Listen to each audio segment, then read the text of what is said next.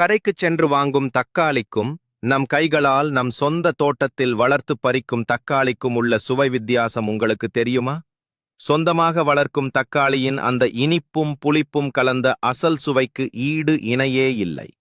ஆனால் தக்காளி செடியை வளர்ப்பது என்பது ஒரு சிறிய குழந்தையை வளர்ப்பது போன்றது என்று பலர் சொல்வதை நீங்கள் கேட்டிருக்கலாம். ஒருவேளை நீங்கள் இதற்கு முன் தக்காளி வளர்க்க முயன்று அது கருகிப் போயிருந்தாலோ அல்லது காய்க்காமல் ஏமாற்றி இருந்தாலோ கவலைப்பட வேண்டாம். இந்த வீடியோவில் நீங்கள் இதுவரை கேள்விப்படாத, விவசாய வல்லுநர்கள் மட்டுமே பயன்படுத்தும் சில மறைமுகமான ரகசியங்களை நான் உங்களோடு பகிர்ந்து கொள்ளப் போகிறேன். திறந்த வெளியில், அதாவது நேரடியாக நிலத்தில் தக்காளி செடிகளை நடுவதிலிருந்து அதற்கு எப்படி சரியாக உணவளிப்பது, எப்படி பாதுகாப்பது என்பது வரை அனைத்தையும் புட்டு புட்டு வைக்கப் போகிறேன். நீங்கள் நினைப்பது போல இது அவ்வளவு கடினமான வேலை இல்லை. இந்த வீடியோவின் முடிவில் உங்கள் தோட்டத்தில் தக்காளி மழையை பொழிய வைப்பதற்கான அந்த ஒரு அதிசய தந்திரத்தை நீங்கள் தெரிந்து கொள்வீர்கள். எனவே வீடியோவை எங்கும் தவிர்க்காமல் முழுமையாக பாருங்கள். இது உங்கள் தோட்டக்கலை பயணத்தையே மாற்றி எழுதப் போகிறது. இந்த தக்காளி செடிகளின் ஆழமான பராமரிப்பிற்குள் செல்வதற்கு முன் இவற்றின் பின்னணியை பற்றி நாம் கொஞ்சம் தெரிந்து கொள்ள வேண்டும். தக்காளி என்பது அடிப்படையில் தென் அமெரிக்க கண்டத்தில் உள்ள ஆண்டிஸ் மலைத்தொடர்களில் தோன்றிய ஒரு தாவரமாகும்.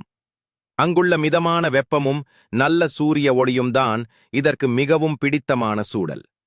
பல நூற்றாண்டுகளுக்கு முன்பு இது ஒரு நச்சுச் செடி என்று ஐரோப்பியர்களால் தவறாக புரிந்து கொள்ளப்பட்டது. ஆனால் இன்று உலகெங்கிலும் உள்ள சமையலறைகளில் தக்காளி இல்லாமல் எந்த ஒரு உணவும் முழுமையடைவதில்லை. தக்காளி செடிகளுக்கு சூரிய ஒளி என்றால் உயிர். ஆனால் அதே சமயம் அவற்றின் இலைகளில் தண்ணீர் படுவதை அவை அறவே வெறுக்கின்றன. இந்த ஒரு முரண்பாட்டை நீங்கள் சரியாக புரிந்து கொண்டால் மட்டுமே தக்காளி வளர்ப்பில் நீங்கள் ஒரு மாஸ்டர் ஆக முடியும். திறந்த வெளியில் செடிகளை வளர்க்கும்போது இயற்கையின் தட்பவெப்ப நிலைகளை நாம் நேரடியாக எதிர்கொள்ள வேண்டியிருக்கும். மழை, அதிகப்படியான வெயில் மற்றும் பலத்த காற்று என அனைத்தையும் தாங்கி செடிகள் வளர வேண்டும். எனவே தொட்டிகளில் வளர்ப்பதை விட நிலத்தில் வளர்ப்பதற்கு நாம் கொஞ்சம் கூடுதல் கவனமும் சில நுட்பமான உத்திகளும் தேவைப்படுகின்றன. வாருங்கள், அந்த உத்திகள் என்னென்ன என்பதை ஒவ்வொன்றாக விரிவாக பார்ப்போம். திறந்த வெளியில் தக்காளி செடிகளை நடுவதற்கு முன்பாக நாம் கவனிக்க வேண்டிய மிக முக்கியமான முதல் கட்டம் சரியான நாற்றுகளை தேர்ந்தெடுப்பது மற்றும் அவற்றை தட்பவெப்ப நிலைக்கு பழக்கப்படுத்துவது ஆகும். இது ஒரு மிக முக்கியமான ரகசியம். உங்கள் வீட்டின் உள்ளே அல்லது பாதுகாக்கப்பட்ட நாற்றங்காலில் வளர்ந்த மென்மையான தக்காளி செடிகளை திடீரென்று நேரடியாக வெயிலிலும் காற்றிலும் வைப்பது ஏசி அறையிலிருந்து கொளுத்தும் பாலைவனத்திற்குள் ஒருவரை தள்ளுவதற்குச் சமம். செடிகள் அதிர்ச்சிக்கு உள்ளாகி இறந்துவிடும் அபாயம் உள்ளது. இதை பலரும் அறியாமல் பெரிய செடிகளை வாங்கி அப்படியே நட்டு விடுகிறார்கள். இதை தவிர்க்க நாற்றுகளை நடும் நாளுக்கு ஒரு வாரம் முன்பிருந்தே தினமும் சில மணி நேரங்கள் மட்டும் வெளியே வெயிலில் வைத்து வைத்து எடுக்க வேண்டும். முதல் நாள் 1 மணி நேரம், 2ஆம் நாள் 2 மணி நேரம் என படிப்படியாக இதன் நேரத்தை அதிகரிக்க வேண்டும். இப்படிச் செய்வதால் செடியின் தண்டு பகுதி தடிமனாகி வெளிப்புற காற்றில் உள்ள கடினத்தன்மையை தாங்கும் வலிமையை பெறுகிறது. ஒரு வலுவான போர்வீரனைப் போல உங்கள் செடி தயாரான பிறகுதான் அதை நிலத்தில் நட வேண்டும். இந்த தந்திரத்தை நீங்கள் பின்பற்றினால் செடி நட்ட முதல் வாரத்திலேயே வாடிப்போவதை கண்டிப்பாக தவிர்க்கலாம். இதுவே உங்கள் மாபெரும் விளைச்சலுக்கான முதல் அடித்தளமாக அமையும். இரண்டாவதாக, நிலத்தில் சரியான இடத்தை தேர்ந்தெடுப்பது எப்படி என்று பார்ப்போம். தக்காளி செடிகள் சூரிய ஒளியின் தீவிர காதலர்கள். ஒரு நாளைக்கு குறைந்தது 6 முதல் 8 மணி நேரமாவது நேரடியான மற்றும் பிரகாசமான சூரிய ஒளி கிடைக்கும் ஒரு இடத்தை உங்கள் தோட்டத்தில் நீங்கள் தேர்ந்தெடுக்க வேண்டும். எந்த மண்ணாக இருந்தாலும் தக்காளி வளரும் என்பது ஒரு பரவலான கட்டுக்கதை. நிழலான இடத்தில் வைத்தால் செடி உயரமாக வளருமே தவிர பூக்களோ காய்களோ சரியாக வராது. அந்தச் செடி தனது முழு சக்தியையும் சூரிய ஒளியை தேடி மேல் நோக்கி வளர்வதற்கே செலவழித்துவிடும். இதை ஒரு உதாரணத்தோடு சொல்வதென்றால், இருட்டறையில் உள்ள ஒரு நபர் வெளிச்சத்தை தேடி ஜன்னலை நோக்கி ஓடுவதை போன்றது இது. எனவே காலை நேரத்து வெயில் செடியின் மீது நேரடியாக படும்படியான ஒரு இடமாக பார்த்து தேர்ந்தெடுங்கள். காலை வெயில் இலைகளில் உள்ள பனித்துளிகளை விரைவாக உலர்த்தி பூஞ்சை தொற்றுகள் வராமல் தடுக்கிறது. மேலும் அந்த இடத்தில் நல்ல காற்றோட்டம் இருக்க வேண்டும். ஆனால் சூறாவளி காற்று வீசும் பகுதியாக இருக்கக்கூடாது. மரங்களின் நிழல் விழாத திறந்த வெளியான நிலப்பகுதியே தக்காளிக்குச் சொர்க்கம். இப்படி ஒரு இடத்தை கண்டுபிடித்து விட்டால் உங்கள் வேலையில் பாதி முடிந்தது என்று அர்த்தம். இப்போது இடத்தை தேர்ந்தெடுத்தாச்சு. அடுத்து மண்ணை பக்குவப்படுத்தும் மிக முக்கியமான கட்டத்திற்கு வந்திருக்கிறோம். உங்கள் செடிகள் அமரும் சிம்மாசனம் இந்த மண்தான். தக்காளி செடிகள் வேர்களை ஆழமாக விடக்கூடியவை. எனவே மண்ணை நன்றாக ஆழமாக உழுது கட்டிகள் இல்லாமல் மிருதுவாக்க வேண்டும். எப்படி ஒரு வீட்டை பாதுகாப்பாக கட்ட ஆழமான மற்றும் உறுதியான அஸ்திவாரம் தேவையோ அதேபோல ஒரு செடியின் ஆரோக்கியம் அதன் மண்ணில்தான் அடங்கியுள்ளது. இதனுடன் தாராளமாக மக்கிய தொழுவுரம் அல்லது மண்புழு உரத்தைச் சேர்க்க வேண்டும். பலரும் ரசாயன உரங்களை ஆரம்பத்திலேயே அள்ளிப் போடுகிறார்கள். இது மண்ணின் இயல்பான தன்மையை கெடுத்துவிடும். தக்காளி செடிகளுக்கு லேசான அமிலத்தன்மை கொண்ட மண் மிகவும் பிடிக்கும். அதாவது மண்ணின் கார அமில நிலை சுமார் 6 முதல் 7 வரை இருக்க வேண்டும். மண்ணை உழும்போது சிறிது வேப்பம் பிண்ணாக்கையும் கலந்து விடுவது மிகவும் சிறந்தது. இது மண்ணுக்குள் ஒளிந்திருக்கும் தீங்கு விளைவிக்கும் நூற்புழுக்கள் மற்றும் பூச்சிகளை அழித்து செடியின் வேர்களுக்கு ஒரு இரும்புச் சுவர் போன்ற பாதுகாப்பை கொடுக்கிறது. செழிப்பான, கருப்பான, கையில் எடுத்தால் உதிரக்கூடிய அளவிலான மண் உருவான பிறகுதான் நாற்றுகளை பூமியில் இறக்க வேண்டும். இது உங்கள் செடிக்கு தேவையான முதல் விருந்து. அடுத்ததாக நாம் பார்க்கப் போவது செடிகளுக்கு இடையிலான இடைவெளியை பற்றி. அதிக செடிகளை நட்டால் அதிக தக்காளி கிடைக்கும் என்று நினைத்து நிறைய பேர் செடிகளை மிக நெருக்கமாக நட்டுவிடுகிறார்கள். இது ஒரு மிகப்பெரிய தவறு மற்றும் கட்டுக்கதை. தக்காளி செடிகள் வளரும்போது பக்க கிளைகளை பரப்பிக்கொண்டு ஒரு சிறிய புதர் போல பெரிதாக மாறும். நெருக்கமாக நட்டால் செடிகளுக்கு இடையே காற்றோட்டம் முற்றிலும் தடைபடும். காற்றோட்டம் இல்லாத ஒரு ஈரப்பதமான சூழல் என்பது நோய்களை உருவாக்கும் பூஞ்சைகளுக்கு 5 நட்சத்திர விடுதியை கட்டிக் கொடுப்பதற்குச் சமம். இலைகள் ஒன்றோடொன்று உரசும்போது நோய்கள் மிக எளிதாக ஒரு செடியிலிருந்து மற்றொரு செடிக்கு பரவும். எனவே ஒவ்வொரு செடிக்கும் இடையே குறைந்தது 2 முதல் 3 அடி இடைவெளி கண்டிப்பாக இருக்க வேண்டும்.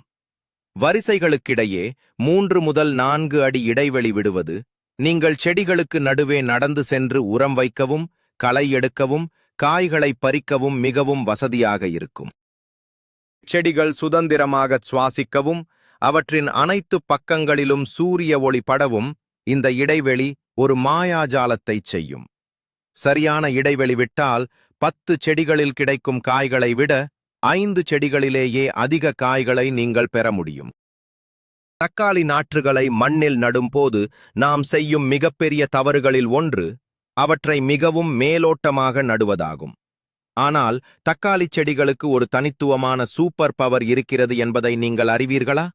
ஆம், அவற்றின் தண்டு பகுதியில் உள்ள சிறிய முடி போன்ற அமைப்புகள் அனைத்தும் புதிய வேர்களாக மாறும் திறனை கொண்டுள்ளன.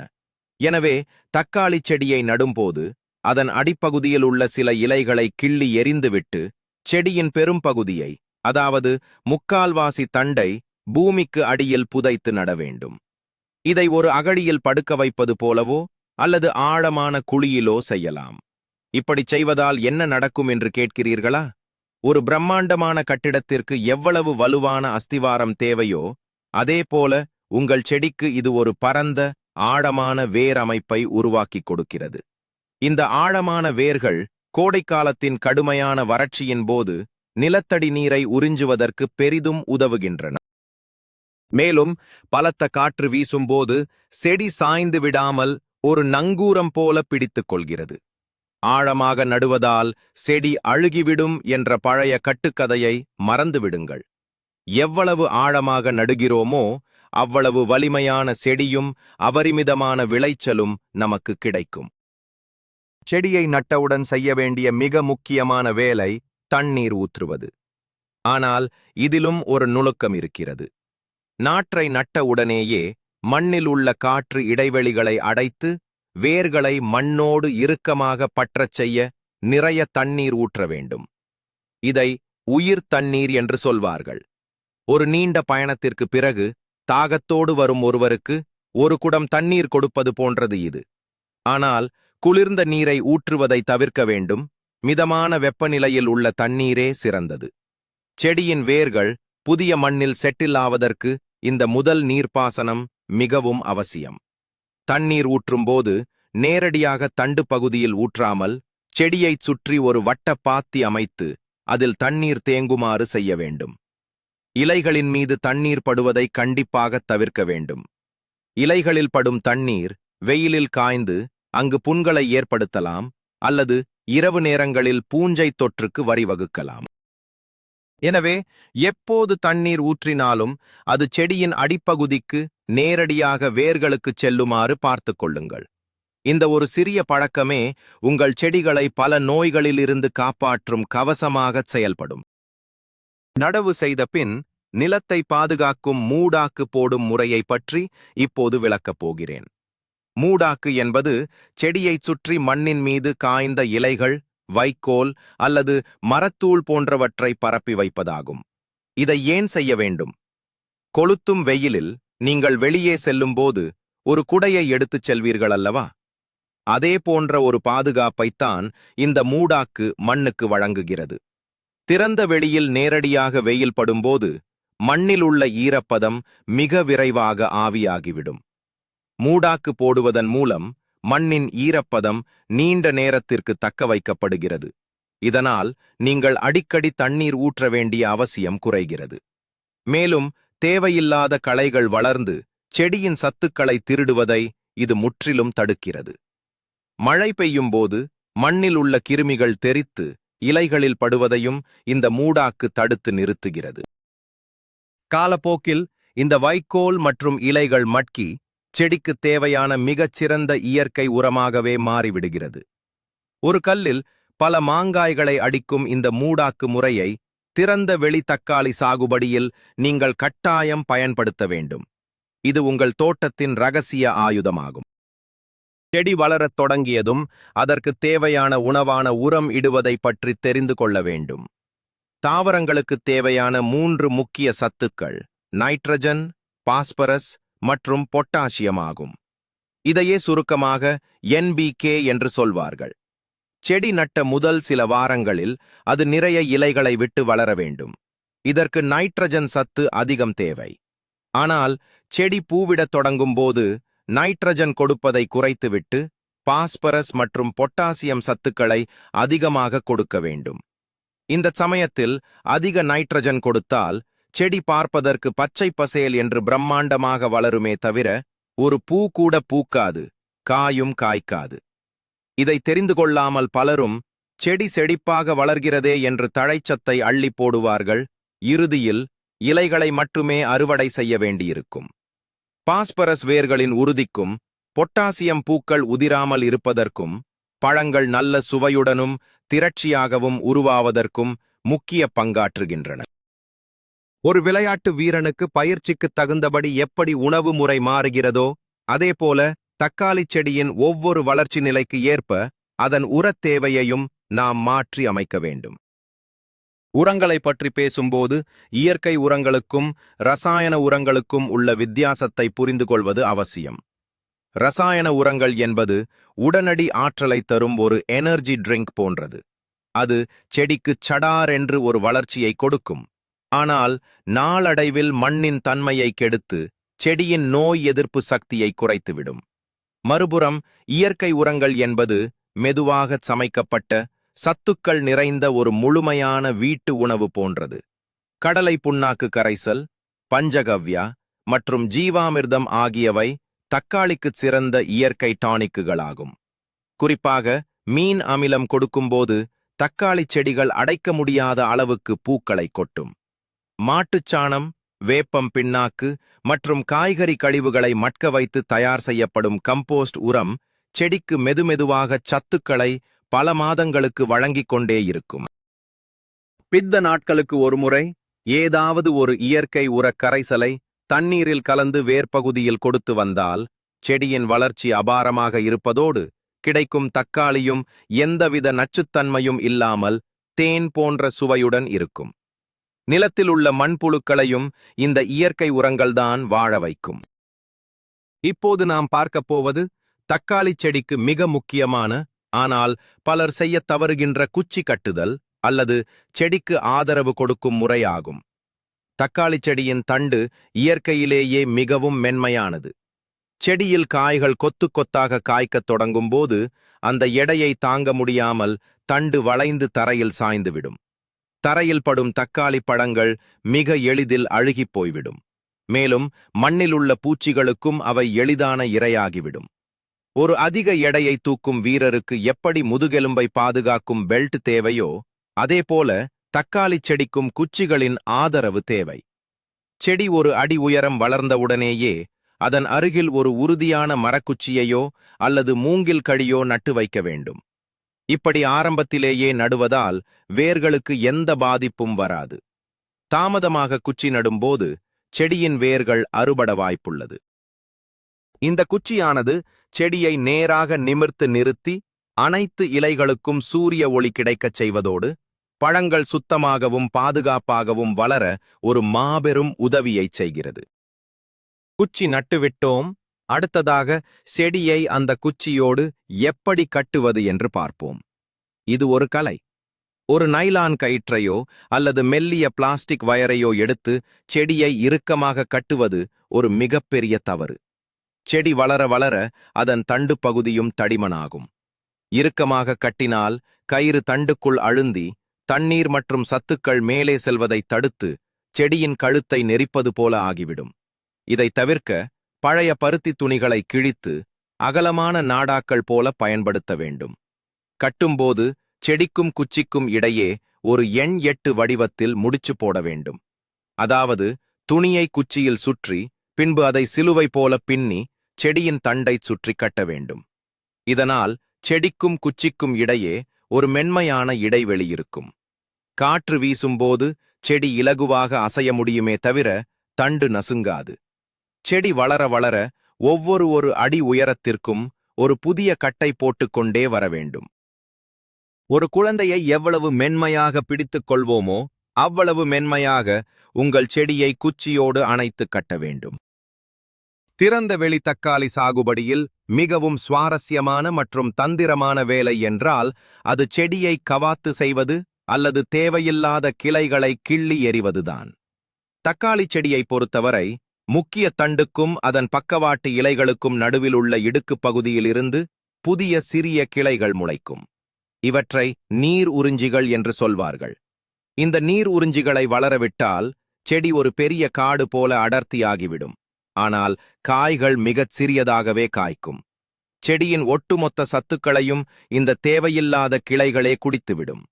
ஒரு நெடுஞ்சாலையில் செல்லும் வாகனங்களை தேவையில்லாத பல சிறிய சாலைகளுக்கு திருப்பி விடுவதை போன்றது இது. முதன்மை சாலையில் கவனம் செலுத்த வேண்டுமானால் அந்த சிறு கிளைகளை நாம் அகற்ற வேண்டும்.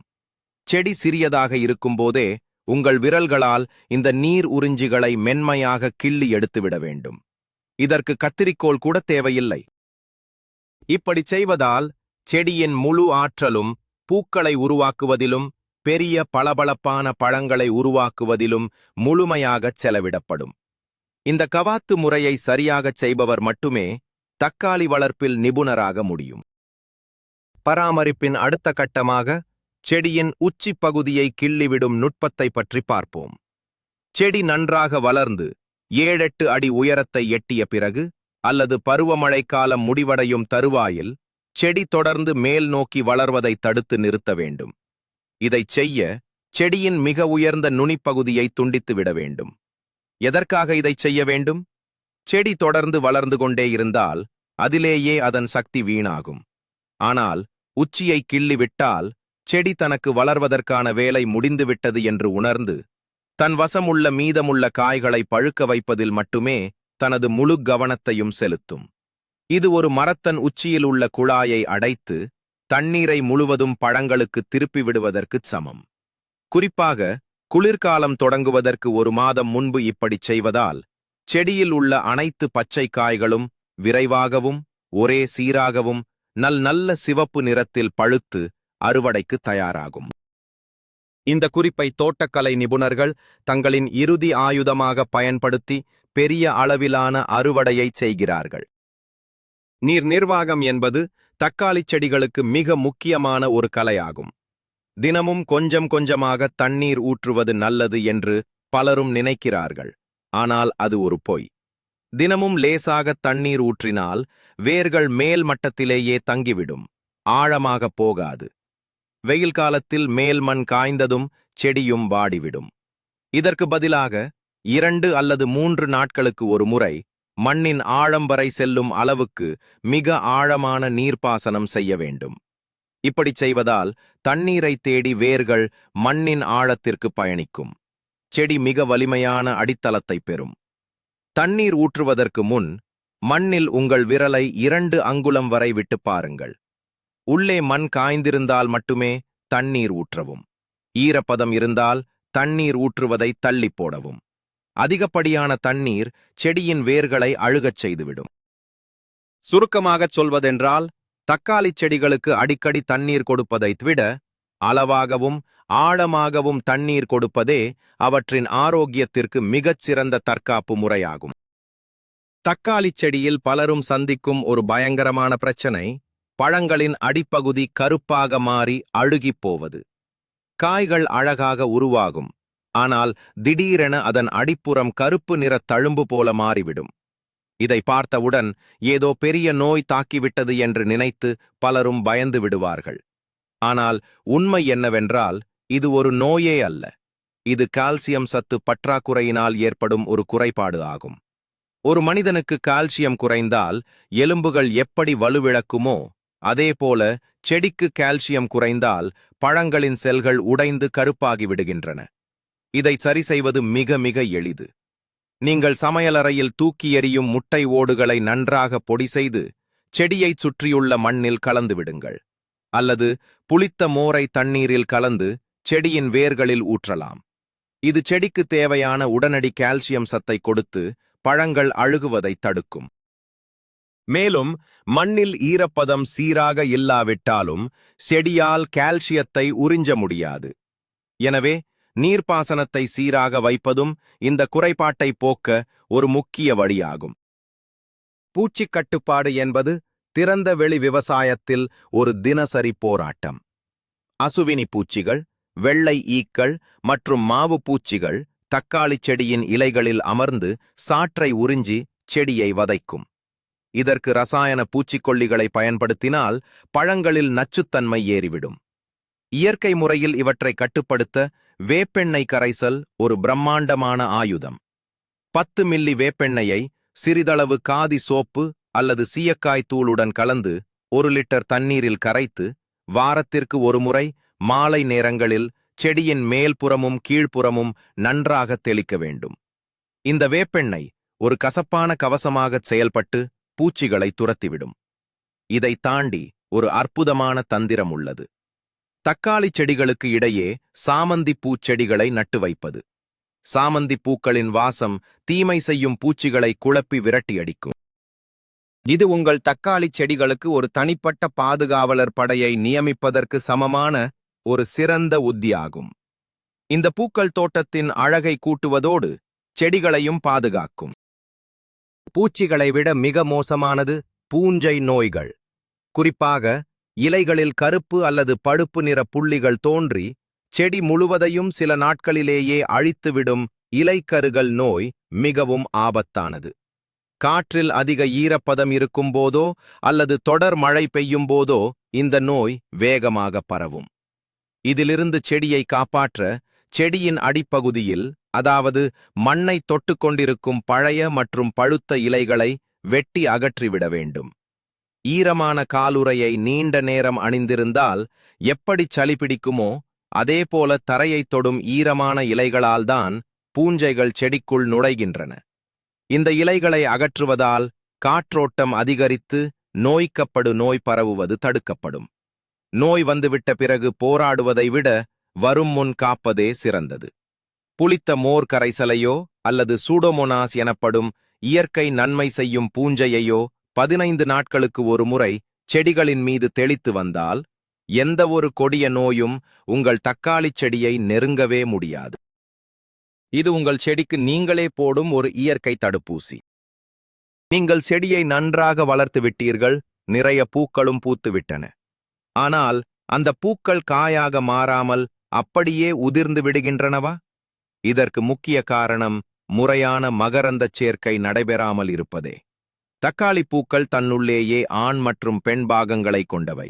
எனவே தனித்தனி செடிகள் தேவையில்லை. காற்றில் பூக்கள் அசையும் போதோ அல்லது தேனீக்கள் வந்து அமரும் போதோ மகரந்தச் சேர்க்கை இயற்கையாகவே நடக்கும். ஆனால் வெயில் மிக அதிகமாக இருக்கும் போதோ அல்லது காற்று இல்லாத நாட்களிலோ மகரந்தச் சேர்க்கை சரியாக நடக்காது. இந்த நேரத்தில் நீங்கள் ஒரு சிறிய உதவியை செடிக்குச் செய்ய வேண்டும். காலை வேளையில் சுமார் 9 மணி அளவில் செடியின் பிரதான தண்டை அல்லது பூக்கள் உள்ள கிளையை உங்கள் விரல்களால் மிக மென்மையாக பிடித்து லேசாக குலுக்கிவிடுங்கள். இப்படிச் செய்வதால் பூவுக்குள் இருக்கும் மகரந்தத் தூள்கள் உதிர்ந்து சரியான இடத்தை அடைந்து மகரந்தச் சேர்க்கை 100% வெற்றிகரமாக நடைபெறும். இந்த ஒரு சிறிய தட்டல் ஒவ்வொரு பூவையும் ஒரு பளபளப்பான தக்காளியாக மாற்றுவதற்கான ஒரு மந்திரச் சாவியாகச் செயல்படும். அனைத்து கடின உழைப்புக்கும் பிறகு நாம் மிகவும் எதிர்பார்த்த அறுவடை நேரம் வந்துவிட்டது. தக்காளியை எப்போது பறிக்க வேண்டும் என்பதிலும் ஒரு ரகசியம் உள்ளது. செடியிலேயே முழுமையாகச் சிவக்கவிட்டு பறிப்பது சுவையை அதிகரிக்கும் என்பது உண்மைதான். ஆனால் தாள் திறந்த வெளியில் வளர்க்கும்போது பழம் சிவக்க ஆரம்பித்தவுடன் கிளிகள், அணில்கள் மற்றும் வண்டுகள் அவற்றை குறிவைக்கத் தொடங்கிவிடும். உங்களுக்கு முன்னால் அவை அறுவடை செய்துவிடும். இதிலிருந்து தப்பிக்க பழத்தின் அடிப்பகுதி லேசாக மஞ்சள் அல்லது இளஞ்சிவப்பு நிறமாக மாறத் தொடங்கும்போது, அதாவது காயும் பழமும் கலந்த பருவத்தில் அதை பறித்துவிட வேண்டும். இந்த பருவத்தில் பறித்த பழங்களை வீட்டின் உள்ளே ஒரு அட்டை பெட்டியிலோ அல்லது சமையலறை மேடையிலோ வைத்தால் 2-3 நாட்களில் எந்தச் சுவை குறைபாடும் இன்றி இயற்கையாகவே செக்கச் சிவப்பாக பழுத்துவிடும். இது உங்கள் கடின உழைப்பால் விளைந்த பழங்களை மற்ற உயிரினங்களிடமிருந்து காப்பாற்றிக் கொள்வதற்கான ஒரு மிகச்சிறந்த உத்தியாகும்.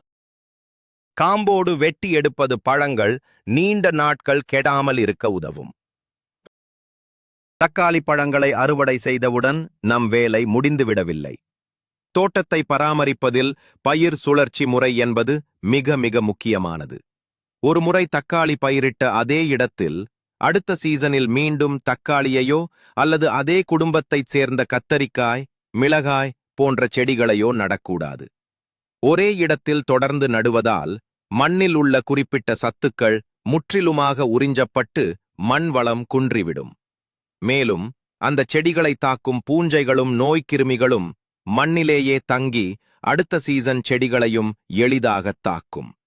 இதை ஒரு உதாரணத்தோடு சொல்வதென்றால், ஒரே பக்கமாக திரும்பித் தூங்கினால் கழுத்து வலி வருவது போல மண்ணுக்கும் அது சோர்வை கொடுக்கும். எனவே அடுத்த முறை அந்த இடத்தில் பீன்ஸ், காராமணி போன்ற வேரில் நைட்ரஜனை சேமிக்கும் செடிகளை நட வேண்டும். இது மண்ணின் சத்துக்களை மீண்டும் புதுப்பித்து அடுத்த முறை தக்காளி நடும்போது இரட்டிப்பு விளைச்சலை கொடுக்கும் ஒரு பாரம்பரிய மற்றும் அறிவியல் பூர்வமான ரகசியமாகும். இதை தொடர்ந்து செய்தால் உங்கள் தோட்டம் எப்போதும் செழிப்பாக இருக்கும். நண்பர்களே, திறந்த வெளியில் தக்காளி வளர்ப்பது என்பது வெறுமனே ஒரு விதையை மண்ணில் போடுவது மட்டுமல்ல, அது ஒரு அற்புதமான கலை என்பதை இப்போது நீங்கள் உணர்ந்திருப்பீர்கள். செடியை பழக்கப்படுத்துவது முதல் ஆழமாக நடுவது, மூடாக்கு போடுவது, நுனியை கிள்ளி விடுவது வரை பல முக்கியமான திருப்பு முனைகளை நாம் இந்த வீடியோவில் பார்த்தோம். குறிப்பாக நாம் மேலோட்டமாக நடும் அந்த தவறை திருத்தி ஆழமாக நடும்போது கிடைக்கும் ஆச்சரியப்பட வைக்கும் வேர் வளர்ச்சியும், லேசாகச் செடியை குலுக்கி விடுவதால் பூக்கள் காய்களாக மாறும் அந்த வித்தையும் நிச்சயமாக உங்கள் தோட்டக்கலை பயணத்தில் ஒரு மிகப்பெரிய மாற்றத்தை, அட இது இவ்வளவு நாட்களாக தெரியாமல் போய்விட்டதே என்ற உணர்வை உங்களுக்கு கொடுத்திருக்கும். நான் சொன்ன இந்த வழிமுறைகளை சரியாக பின்பற்றினால் உங்கள் தக்காளிச் செடிகள் நோயின்றி வளருவதோடு ஒவ்வொரு செடியிலும் கிலோ கணக்கில் தக்காளியை நீங்கள் கண்டிப்பாக அறுவடை செய்யலாம். இந்த தகவல்கள் உங்களுக்கு பயனுள்ளதாக இருந்திருந்தால் மறக்காமல் இந்த வீடியோவுக்கு ஒரு லைக் கொடுங்கள். இது பலருக்கும் சென்றடைய உங்கள் நண்பர்களோடு பகிர்ந்து கொள்ளுங்கள்.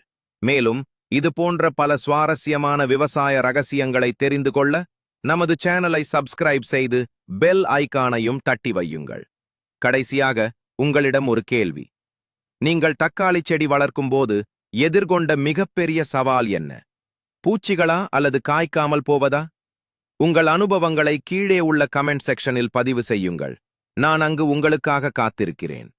மீண்டும் அடுத்த பயனுள்ள வீடியோவில் சந்திப்போம். நன்றி.